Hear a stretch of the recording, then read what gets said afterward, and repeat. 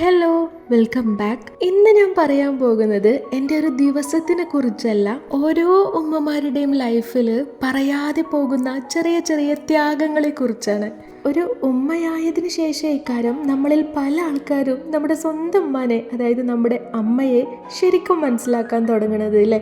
കുട്ടി കരയുമ്പോൾ ചെയ്തുകൊണ്ട് നിൽക്കുന്ന കാര്യങ്ങൾ മാറ്റി വെക്കുമ്പോഴും, ഒരു ചായ പോലും ചൂടോടെ കുടിക്കാൻ പറ്റാത്ത ദിവസങ്ങൾ വരുമ്പോഴും, രാവിലെ മുതൽ രാത്രി വരെ ഓടിയിട്ടും ഇന്ന് എന്താണെന്ന് നമ്മൾ സ്വയം ചോദിച്ചാൽ പോലും നമുക്ക് പറയാൻ കിട്ടാത്തപ്പോഴൊക്കെ നമ്മളൊരു നിമിഷം ചിന്തിച്ചു പോകും, പഠിച്ചോനെ ഇതേ ജീവിതം തന്നെയല്ലേ ഒരു കാലത്ത് നമ്മുടെ അമ്മയും ജീവിച്ചത് എന്നുള്ളത്.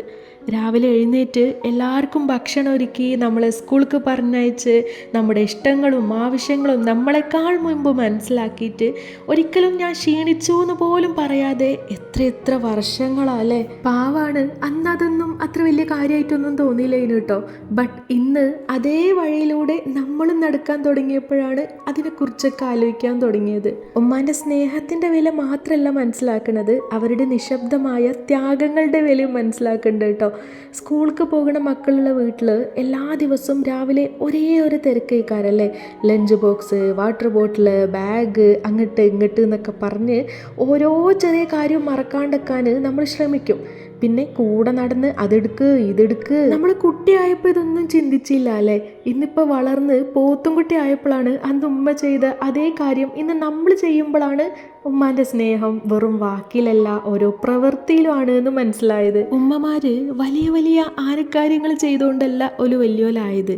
ആരും ശ്രദ്ധിക്കാണ്ട്, ആരും കൈയടിക്കാതെ എല്ലാ ദിവസവും ഒരേ സ്നേഹത്തോടെ ചെയ്ത ചെറിയ ചെറിയ കാര്യങ്ങൾ ഉണ്ടാവില്ലേ, അതൊക്കെയാണ് ഓലെ വലിയവരാക്കിയത്. ഇന്ന് നമ്മളും അതേ വഴിയിലൂടെ നടക്കുമ്പോൾ അവരുടെ ക്ഷമയും സ്നേഹവും ത്യാഗവും ഇങ്ങനെ ഓരോന്നോരോന്നായിട്ട് എണ്ണി മനസ്സിലാക്കണുണ്ട് കേട്ടോ. ഈ പറഞ്ഞ കാര്യങ്ങളൊക്കെ എനിക്ക് എപ്പോഴാണ് തോന്നുകയെന്നറിയോ, രാവിലെ നീക്കുമ്പോൾ തന്നെ ഒരു കൂട്ടം ചിന്തകളുമായിട്ടാണ് ഞാൻ നീക്കുക. രാവിലെ തുടങ്ങുൻ്റെ ചിന്ത പോണ പോക്ക് റബ്ബേ എനിക്കും പഠിച്ച റബ്ബിനും മാത്രമേ അറിയുള്ളൂ ഞാൻ ഏതറ്റം വരെ കാട് കയറി ചിന്തിക്കും എന്നുള്ളത്. നമ്മുടെ രാവിലത്തെ കലാപരിപാടികളൊക്കെ നല്ല അടിപൊളിയായിട്ട് ഇവിടെ അരങ്ങേറിക്കൊണ്ട് നിൽക്കുന്നുണ്ട്. 4 അടുപ്പും ഒരേ സമയം വർക്ക് ചെയ്തുകൊണ്ട് നിൽക്കുകയാണ്.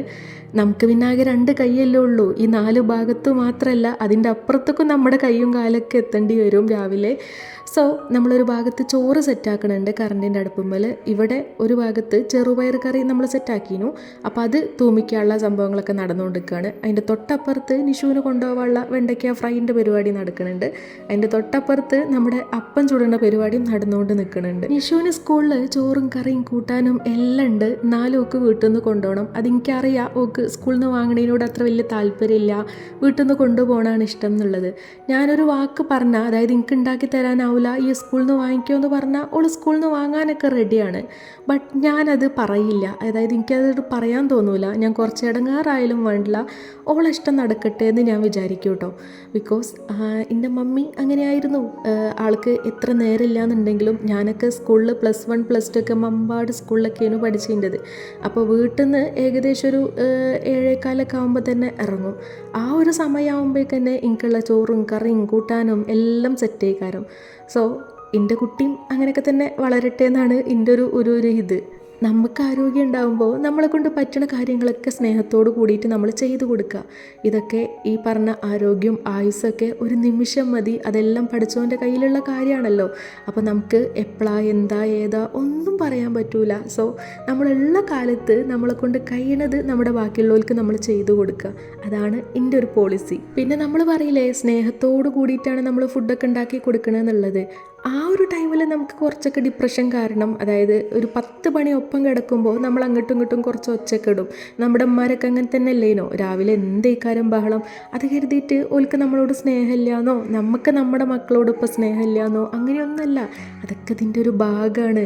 ഇന്ന് വിചാരിക്കും ഇനിയിപ്പോൾ ഇന്നിപ്പോൾ ഏതായാലും ഒച്ചയും വിളി ഉണ്ടാക്കി രാവിലെ, ഇനിയിപ്പോൾ നാളെ അങ്ങനെയൊന്നും ആവണ്ട, നാളെ നല്ല അടിപൊളിയായിട്ട് നിൽക്കാം, എന്തേലും ആയിക്കോട്ടെ, നല്ല രീതിയിൽ ചെയ്തു കൊടുക്കാം, നല്ല രീതിയിൽ പറഞ്ഞേക്കാം എന്നൊക്കെ കരുതും കേട്ടോ.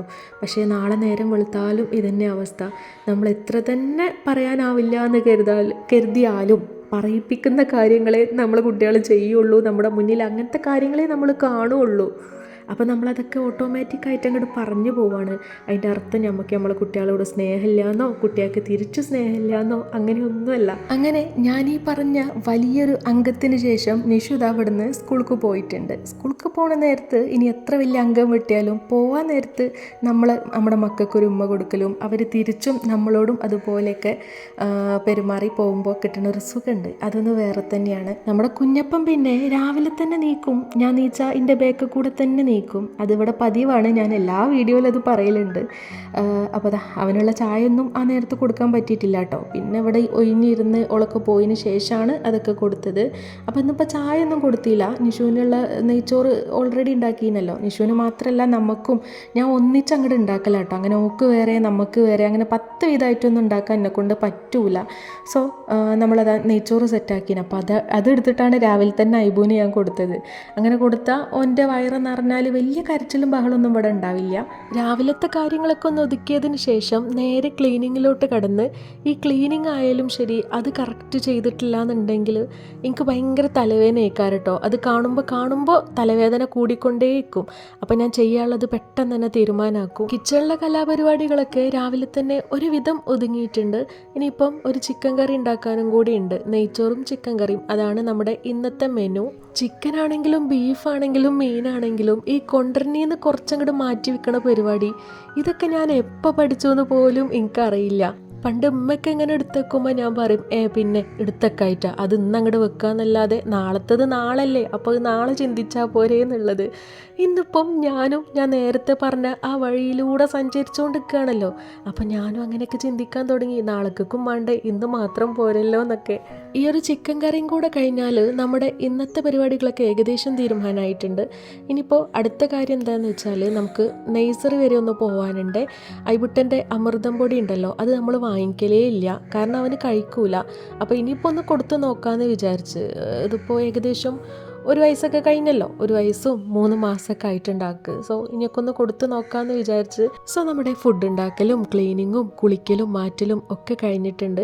നമ്മളങ്ങനെ എല്ലാ ദിവസവും പെർഫെക്റ്റ് ആയിരിക്കണം എന്നൊരു വാശിയും പിടിക്കാൻ പറ്റൂല കേട്ടോ. നമ്മുടെ കാര്യങ്ങൾക്കനുസരിച്ചൊക്കെ നമ്മൾ കുറച്ചൊക്കെ അഡ്ജസ്റ്റ് ചെയ്യുക. അപ്പോൾ നമ്മുടെ വീട്ടിലുള്ളവരും അതിനനുസരിച്ചൊക്കെ അഡ്ജസ്റ്റ് ചെയ്യാനും പഠിക്കണം. എക്സ്പെഷ്യലി ഈ ചെറിയ കുട്ടികളുള്ളവരെ വീട്ടിലാണെന്നുണ്ടെങ്കിൽ നമ്മൾ അഡ്ജസ്റ്റ് ചെയ്തേ പറ്റുള്ളൂ.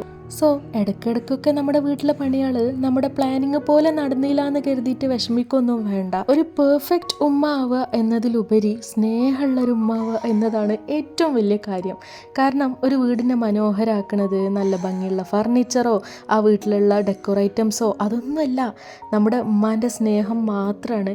സോ ഉമ്മമാർ കൂടെ ഉള്ളപ്പോൾ അവരെ ചേർത്ത് പിടിക്കാനും സ്നേഹിക്കാനും നന്ദി പറയാനും ഒക്കെ ശ്രമിക്കുക. ഒരിക്കലും നാളെ വരെ കാത്തിക്കണ്ട. പിന്നീട് അത് നമ്മൾ ആഗ്രഹിക്കുമ്പോൾ ചിലപ്പോൾ പറ്റിക്കോണമെന്നൊന്നുമില്ല. കൂടുതൽ പറഞ്ഞു നീട്ടണില്ല, അനുഭവം ഗുരു. സോ നമ്മുടെ വീഡിയോ ഇഷ്ടമായിക്കണമെങ്കിൽ മറക്കാണ്ട് ലൈക്കും ഹൈപ്പും കമൻറ്റൊക്കെ ചെയ്തോളി. അപ്പോൾ ഇൻഷാ അല്ലാഹ് നെക്സ്റ്റ് വീഡിയോയിൽ കാണാം.